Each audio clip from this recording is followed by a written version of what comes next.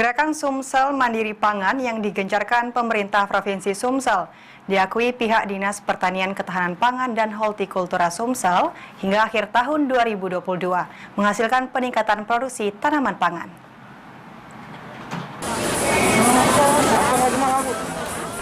Pihak pemerintah Provinsi Sumatera Selatan sejak November 2021 menggencarkan Gerakan Sumsel Mandiri Pangan atau GSMP guna menjamin ketersediaan pangan di Sumsel.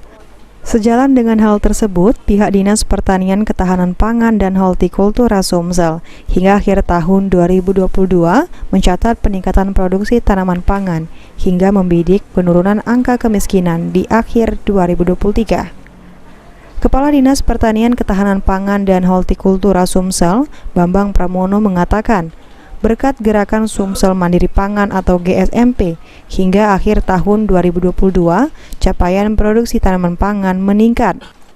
Seperti padi mencapai 2.759.343 ton gabah kering giling, jagung mencapai 889.693,49 ton, kedelai mencapai 34,85 ton, cabai besar mencapai 16,240 ton, dan bawang merah mencapai 962 ton.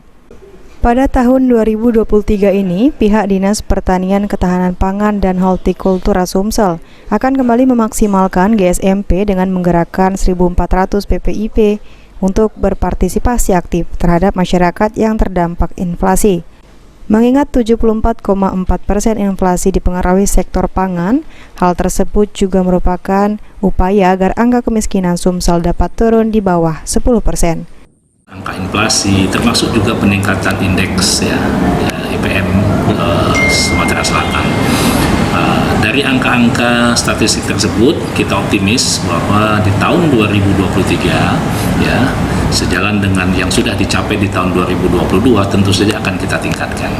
Pertama, kita akan lebih mengedukasi dan memasifkan 1.400 PPIP kita di dalam menggerakkan wilayah binaan mereka untuk berpartisipasi aktif dengan masyarakat-masyarakat yang memang terdampak daripada inflasi saat ini yang masuk di dalam DTKS data terpadu kesejahteraan sosial 12% itu lebih masif mendampingi, termasuk juga melakukan sosialisasi dan bimbingan terhadap masyarakat-masyarakat untuk dapat merubah mindset seperti yang disampaikan Pak Gubernur yang selama ini membeli itu bisa menjadi memproduksi. Sandi Pratama, PAL TV.